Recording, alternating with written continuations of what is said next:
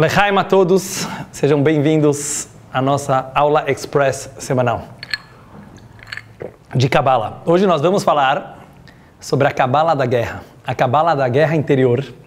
E eu queria primeiro fazer uma análise com vocês sobre o que está acontecendo no nosso mundo de hoje. Eu quero ver se vocês concordam. Por um lado, vivemos num mundo pacifista. O que quer dizer um mundo pacifista? Depois de milhares de anos que o ser humano se acostumou com guerras napoleônicas, como se fala, sempre tinha algum imperador querendo conquistar o mundo, grandes guerras, pequenas guerras, você tinha os vikings, mas o ser humano se acostumou que guerra é uma coisa normal. Para você conquistar novas terras, para você às vezes conquistar dinheiro do outro país, você precisava fazer uma guerra.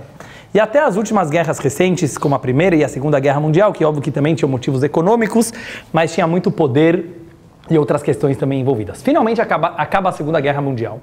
E o mundo cansou de guerras, graças a Deus. E o mundo começa a virar um mundo, digamos assim, mais pacífico. Entre aspas. Teve a Guerra Fria, que o próprio nome já fala porque ela era chamada de Guerra Fria entre os Estados Unidos e a União Soviética. Vocês aprenderam isso na escola, eu não vim dar aula de história. Mas o que foi a Guerra Fria? Duas potências mundiais construindo armas, demonstrando suas armas um para o outro. E, realmente por milagres, não foi estourada bombas atômicas naquela época, e aquela guerra acabou não estourando. Mas com certeza tiveram muitas e muitas guerras na história da humanidade, e a gente viveu os últimos 60, 70 anos, vocês estão ouvindo o que eu vou falar agora, de menos guerras da história da humanidade. Isso aqui é um fato, não é uma opinião. Se você pega em toda a história conhecida da humanidade, nunca tivemos vivendo num mundo tão tranquilo e pacífico como no mundo de hoje. E é isso que eu queria analisar e questionar com vocês nesta noite. Será realmente que essa situação de mundo na qual nós vivemos, isso é shalom? Isso é paz?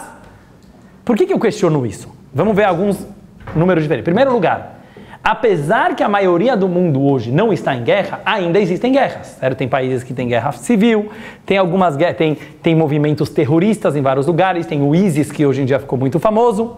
Existem ataques terroristas em vários lugares do mundo, inclusive no mundo ocidental.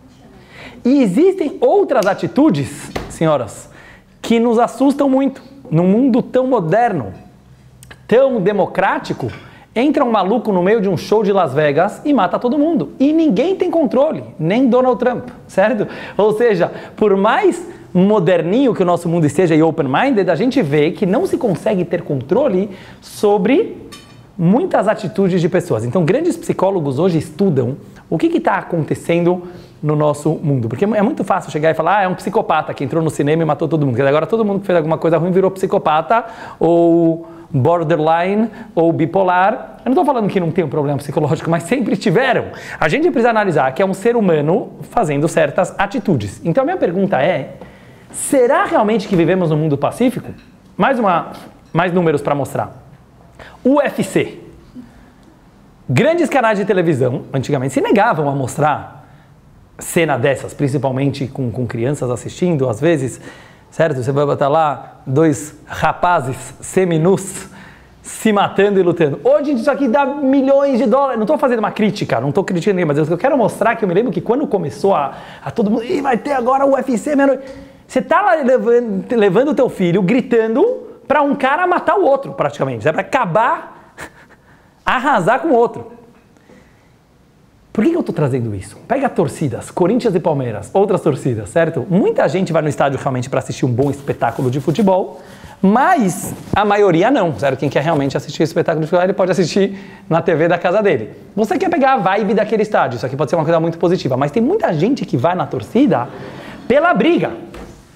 Não estou falando só nos casos radicais que acabam matando alguém no estádio, mas quer dizer, é interessante que a associação hoje em dia com torcidas de futebol, para você querer brigar e lutar com torcidas de outros times, o que eu estou querendo mostrar com tudo isso?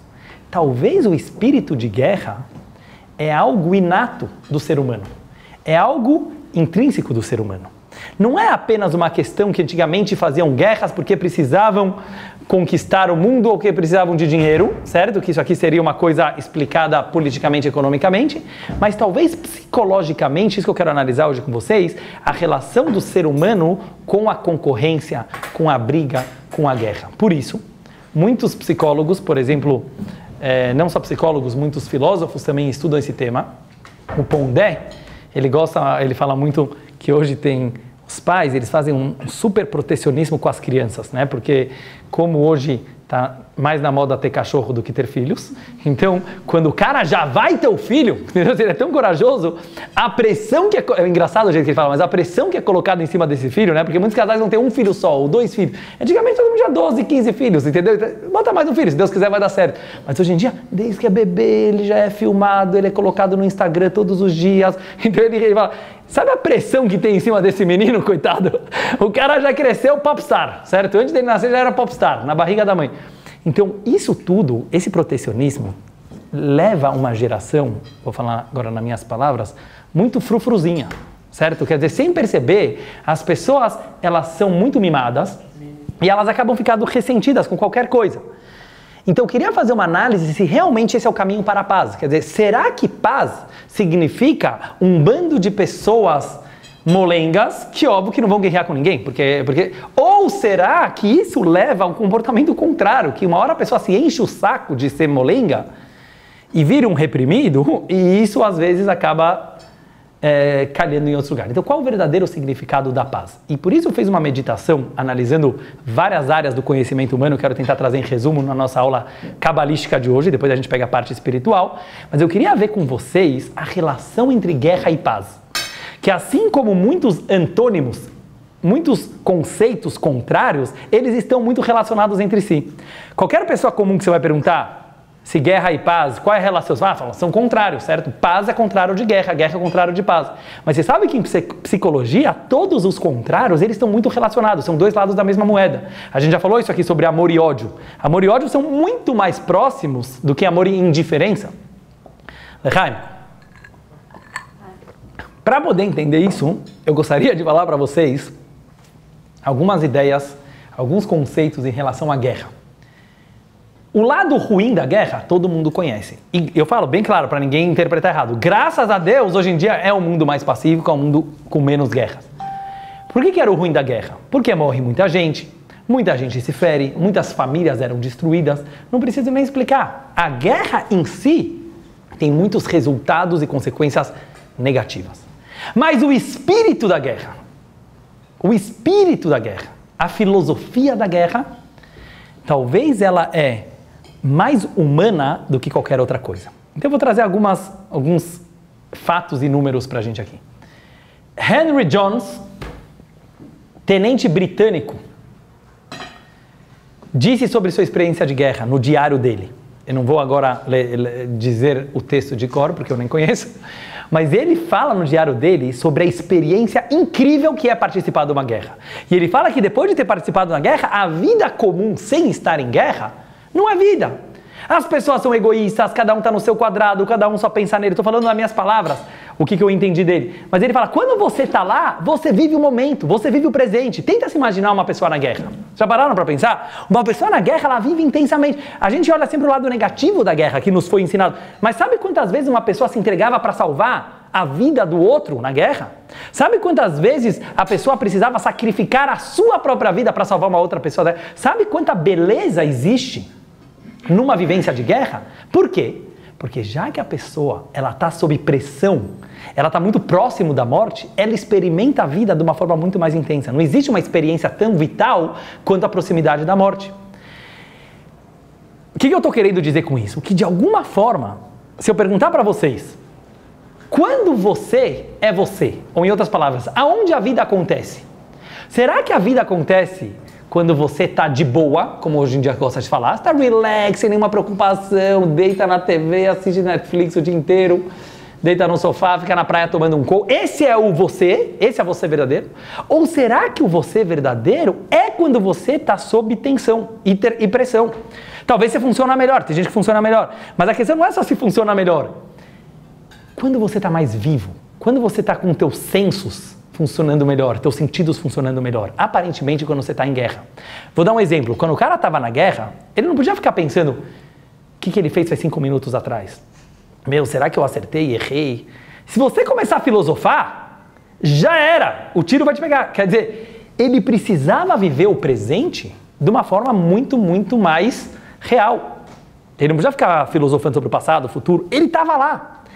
Então, o que eu fiquei meditando muito? Como a gente consegue trazer a experiência da guerra, a filosofia da guerra, dentro do mundo pacífico? Quer dizer, você não precisa da guerra para isso. Mas óbvio que não é reprimindo, porque se você vê, quando reprime as pessoas, isso acaba saindo por outro lugar. Mais um exemplo, Lechaim. Lutas marciais. Não sei se alguém aqui já fez lutas marciais, mas são muito, muito interessantes. Toda a filosofia oriental que tem por trás dessas lutas, eu já vi muitas mães que falam, não vou colocar meu filho no karatê, que ele vai ficar batendo nos irmãos, certo? Eu não vou colocar meu filho no Muay Thai, que ele vai começar a bater. Mas toda a filosofia, e provavelmente a primeira aula que o professor Miyagi fala para os seus alunos, não sei se alguém aqui assistiu o Karate Kid, mas agora saiu o moderno, a versão moderna, mas quando eu era pequeno, um dos meus filmes preferidos era aquela série Karate Kid 1, 2 e 3, Daniel San e o Sr. Miyagi, que o menino apanhava, né, todo dia lá na escola, e ele queria dar porrada nos caras, então ele entrou lá numa escolinha de karatê. E o Sr. Miyagi, o tempo inteiro, ensinava para ele o quê? Você não está aqui para dar porrada em ninguém, você aprende a lutar para não ter que bater. Parece um discursinho bonitinho, parece, sabe, que é para as mães botarem e inscrever o filho no karatê, mas não é um discurso, é uma realidade, é isso que eu quero tentar entender para vocês. A maior estratégia de guerra é não precisar da guerra. E aí nós entramos no livro que eu mencionei antes para vocês, A Arte da Guerra. A Arte da Guerra foi um livro escrito por um sábio de guerra oriental, Sun Tzu, e ele ficou muito famoso. Por que ele ficou muito famoso? Porque dizem que grandes imperadores, ele escreveu isso aqui alguns séculos atrás, um livro muito antigo, pequeno, no qual ele escreve 13 princípios da guerra. A estratégia, como lutar, como usar arma de fogo, vários conceitos interessantes. Vários imperadores, dizem que até Napoleão usou as técnicas do Sun Tzu para conseguir conquistar quase o mundo inteiro. Mas por que esse livro ficou tão famoso? Não pelas guerras. Muitos séculos depois, grandes entendedores de economia resolveram aplicar as técnicas do Sun Tzu no business. Eles perceberam que essas técnicas orientais de guerra, elas valem para tudo na vida. Para o teu time de futebol, para o teu time de basquete, para os business. É muito interessante. Por exemplo, uma das dicas que ele fala lá, conheça o teu inimigo melhor do que você mesmo. Quer dizer, ele tem técnicas, conheça o teu concorrente. Tenta vencer sem lutar. Então você vê que todo o caminho, quem quiser ler o livro que vale a pena, mas todo o caminho do Sun Tzu é mostrar para você que por trás da guerra existe uma paz muito grande. Eu estou falando nas minhas palavras, mas é isso que eu entendi. Sabe quem vai ganhar a guerra? Quem tiver paz interior. Olha que contraditório, olha o paradoxo. Por quê? Você vê isso aqui muito no filme Karate Kid, quem viu? Ele ensinava o menino a ter controle sobre si mesmo. Você não tem que ter controle sobre o teu oponente. Você vai lá no UFC, uma vez eu conversei com um lutador de UFC, ele falou assim, você acha que você está lutando contra o cara? Você está lutando contra você mesmo. A pessoa que ela tiver mais paciência, a pessoa que tiver mais foco, a pessoa que tiver mais respiração controlada, ele vai ganhar a luta. É muito mais do que sair dando porrada, não ganha o mais forte sempre, entendeu? Senão seria óbvio, esse cara é mais forte, o soco dele pesa mais. Não, existe muita estratégia de como você vai ganhar uma luta. Oi? Concentração. Concentração, uma palavra muito importante. Lógico que tem que ter força também, você não vou chegar lá e lutar com o Mike Tyson, que já era. Mas dentre dois que estão no mesmo nível, existe muita estratégia. E eu fiquei impressionado de ver que a maior estratégia é essa paz interior. Quer dizer, se você não tiver com sede ao pote, se você não tiver com aquela ansiedade, isso que faz você ganhar uma luta. No business também. Tem muitos livros hoje que mostram, você está numa ligação, lá você quer negociar preço. Quem falar primeiro perde. Então tem muita coisa que você precisa saber se controlar justamente para poder vencer o oponente. Então me veio uma frase na cabeça que é o seguinte: a paz interior faz você ganhar a guerra exterior. Mas a guerra interior faz você ter paz no mundo exterior. E é isso que eu queria chegar agora. Como você conquista a paz interior? Você nasceu tzadik, você nasceu iluminado, todo mundo tem dilemas, todo mundo tem dúvidas, todo mundo tem ansiedade, todo mundo tem problemas psicológicos de alguma forma ou de outra. Você precisa guerrear. Mas não guerrear com os outros, não é uma guerra de torcidas, nem uma guerra de UFC, é uma guerra interior do teu lado construtivo e teu lado destrutivo. Tem um lado teu que quer que você vença na vida e tem um lado teu que quer que você perca na vida. A gente chama isso de Yetzer Hara. É o teu lado negativo, é o teu lado que quer te destruir. E você precisa ter um controle sobre ele para poder ter paz. Por que eu estou trazendo tudo isso? Lechaim de novo. E eu quero finalizar com o seguinte conceito. Toda essa ideia nos leva a um conceito que é o seguinte. A guerra e a paz estão muito mais próximos do que a gente imaginava. A gente acha que guerra e paz são contraditórios, mas é o contrário. Você só vai ter paz no mundo se as pessoas souberem a arte da guerra. Você não tem paz entre fracotes. Essa paz dos fracos, que eu diria que é do... Como que é o mundo de hoje? Tolerância. Todo mundo tolera. Você tolera. Até quando você vai tolerar? Uma hora você vai explodir. Então essa palavra que talvez ela foi importante para o mundo por um tempo, tolerância, mas eu critico ela muito porque eu acho que tolerância não é amor. Estamos vivendo num mundo muito mais tolerante e muito menos amoroso. Os números mostram. Hoje em dia tem menos racismo? Tem. Tem menos preconceito? Tem. Tem menos relacionamentos também. Então olha que interessante, um mundo mais tolerante é menos amoroso. Por quê? Porque é muito fácil você conseguir tolerância, cada um no seu quadrado. Hoje as pessoas ficam em grupos que combinam as ideias, ficam cada um isolado, cada um na sua, então você é um medroso. Você não é um tolerante, você é um medroso. Então as pessoas têm medo às vezes de expor suas opiniões. Então o que eu queria tentar trazer agora para o plano de relacionamentos? Talvez a paz, ela não pode ser uma fraqueza. Não é tipo assim, todo mundo tão flex power, é todo mundo tão flexível que o cara... eu sou de todos os times, eu sou de... Tá na moda, sabe? Eu sou liberdade. O que é liberdade? Eu sou de tudo, eu sou de todos. Então você não é ninguém. Sabe o que é paz? Paz quer dizer, eu sou eu. Eu acredito em mim, eu tenho força própria, eu sou forte emocionalmente, eu sou forte psicologicamente, eu sou forte intelectualmente, e justamente porque eu sou forte, eu consigo lidar com uma pessoa que talvez pense o contrário de mim e eu não vou machucar ele e nem a mim mesmo. Sabe por quê? Porque eu sou forte. Olha como é o contrário, não é porque eu sou fraco. As pessoas acham, eu vou ser um fraco, então eu vou estar em paz com todo mundo. Quanto dura essa paz? Então, a ideia que eu estou querendo talvez trazer é que a força ela leva à paz. Deixa eu trazer um exemplo judaico para isso. Uma das palavras mais famosas no judaísmo, talvez a mais de todas, até não-judeus conhecem muito bem essa palavra, shalom, certo? Isso é shalom. O que é shalom? Que é muito interessante, que a maneira de hebraico de você cumprimentar é paz.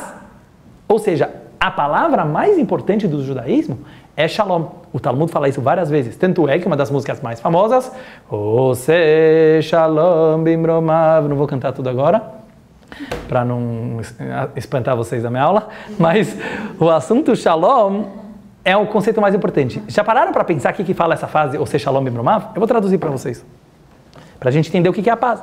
Ose Shalom Bimromav, aquele que faz a paz nas alturas, Hu Ya'aseh Shalom Aleinu, que ele faça a paz entre nós, Ve'al Kol Israel, e sobre todo o povo de Israel, e alguns dizem também sobre todo o mundo, todo o universo, toda a humanidade, Ve'imru Amém.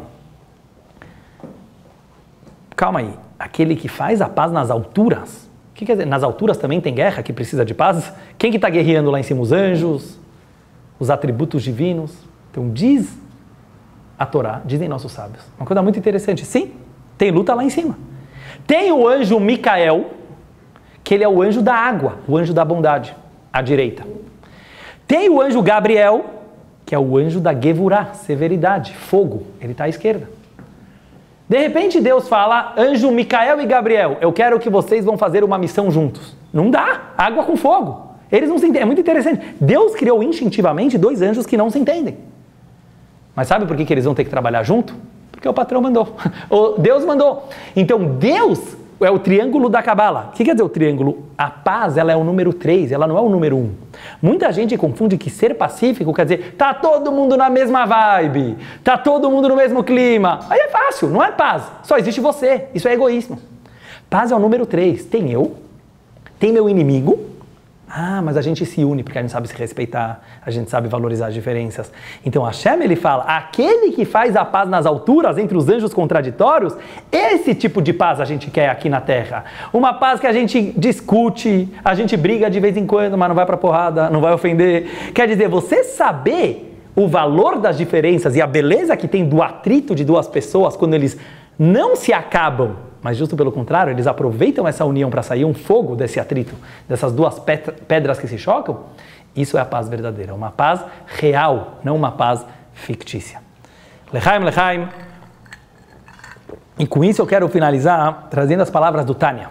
O Tânia é o livro mais famoso de Hassidut, a base de Hassidut Chabad. E o livro inteiro do Tânia, 53 capítulos, você pode perceber que a maior ênfase do Alter Rebbe, que é o autor do Tânia, é que a nossa vida é uma luta constante. Só que muita gente foge dessa luta, muita gente tenta encarar a vida o máximo possível para não ter lutas. Eu vejo tanta gente hoje em dia, trazendo o exemplo do mundo de hoje, falando, que saco, segunda-feira. Monday, né? Você vê no Instagram, Monday, tem o mood de segunda-feira. Friday, sexta-feira, chegou, balada, 3 dias. Calma, tem alguma coisa errada. A maioria do tempo da tua vida, você está achando um saco. E você vive para chegar no fim de semana. Tem pessoas que trabalham 11 meses para chegar nas férias. Nada contra as férias, nada contra o fim de semana. Mas tem alguma coisa errada. Por que você não está curtindo a luta? Por que você não está curtindo a vida real? A gente está querendo uma paz fictícia, aquela paz que é não estar fazendo nada. Você pode ter uma vida muito mais pacífica se você entender que a guerra é a tua paz. Por que eu digo isso? Se você pensar psicologicamente, inconscientemente, o que o ser humano mais quer de tudo? O que a gente mais quer? Atenção, carinho. Vamos falar a verdade, todo mundo quer carinho, todo mundo quer ser amado.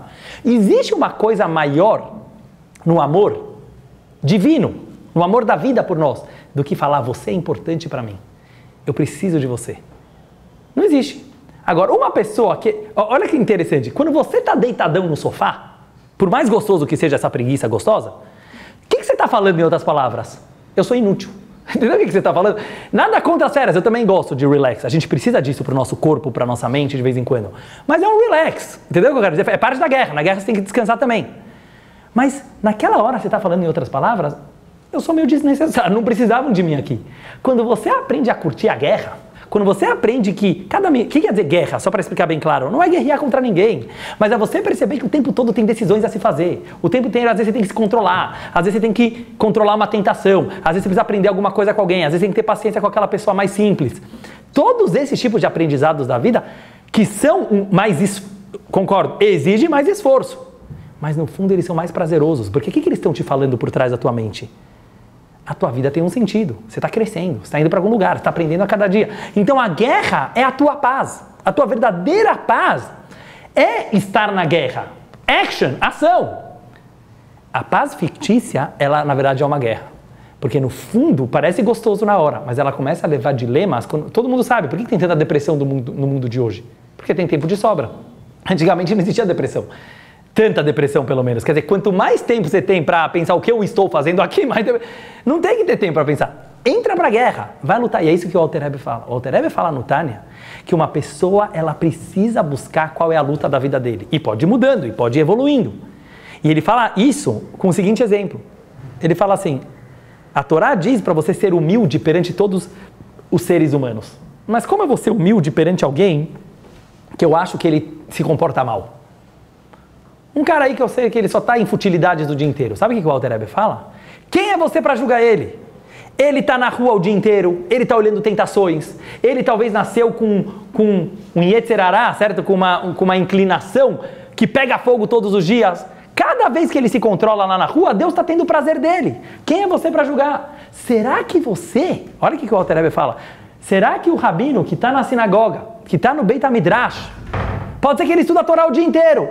Mas ele nasceu assim, ele nasceu com essa natureza, ele nasceu com essa educação, talvez ele é mais frio por natureza, ele não está servindo a Deus, ele não está vivendo. Você não está vivendo se você não está... Então sabe o que o Alter Rebbe fala? Ele não fala para o rabino sair da sinagoga e ir para a praia rezar, não é isso que ele está falando. Mas ele fala, você precisa se colocar em mente o tempo inteiro, será que eu estou na guerra igual aquele cara que está na balada de Ibiza? Eu estou colando nas minhas palavras, né? Não existia a balada de Ibiza na época do Tânia. Mas é isso que eu preciso pensar, porque se eu não estou vivendo essa tentação... como que eu vivo essa tentação? Sabe como? estudando mais do que a minha natureza, usando o máximo do meu potencial intelectual que eu posso nos estudos, descobrindo os segredos da Torá. Cada um no seu nível ele pode se esforçar mais. Mas você precisa descobrir aonde o bicho pega, como se fala, quer dizer, aonde estão os teus demônios.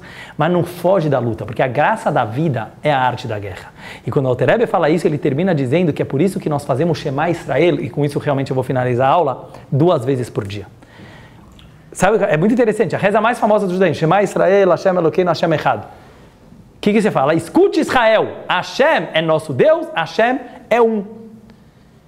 Qual é o significado? Não sei se vocês sabem. Moshe Rabbeinu, Moisés, antes do povo entrar em Israel, ia fazer um monte de guerras para conquistar a terra de Israel, ele falou assim, o princípio para vocês vencerem essas guerras, Shema Israel, Hashem Elokeinu, Hashem Echad. Acredita que Deus é um, Ele que vale a pena, tenha autossacrifício. Você tem é a mitzvah da Torá, da pessoa às vezes se sacrificar pelo aquilo que ele acredita. Pergunta ao Alter Rebbe, mas por que precisava de autossacrifício? Deus prometeu que as guerras para conquistar Israel seriam milagrosas, e realmente elas foram. Foi algo sobrenatural, não precisava de sacrifício de ninguém.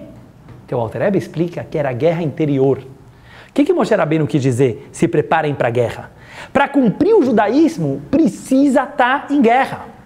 Se você não está sentindo a guerra, problema é teu. Você está com um problema. Ah, mas eu estudo 24 horas por dia. Você não está sentindo a guerra, tem alguma coisa errada. Olha que interessante a visão dele.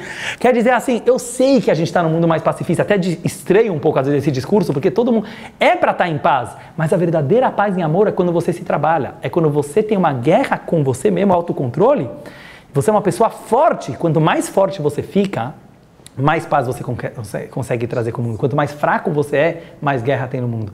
Então que a gente possa aprender disso tudo de Hassidut e de Kabbalah e a trazer para uma aplicação prática na nossa vida e perceber que graças a Deus, eu repito, graças a Deus hoje o mundo é muito mais pacífico, tem muito menos guerras e que seja cada vez mais assim, mas que a gente perceba que isso não implica em termos pessoas fracas ou pessoas sem opinião ou pessoas que simplesmente ficam se protegendo o tempo inteiro. Não, vamos se envolver mais, vamos participar mais, vamos discutir mais, vamos entrar, quebrar os tabus e realmente ter coragem e não ficar com mimimi, certo? E cada um querer falar, sobre isso não pode falar, se não pega mal, se não... Não! Vamos falar, vamos discutir, vamos ter força e a verdadeira paz, ela vem justamente através dos inimigos, através que a gente tem contraditórios, que a gente tem discussões e a gente consegue levar a algo maior através dessas diferenças. Lechaim, obrigado a todos.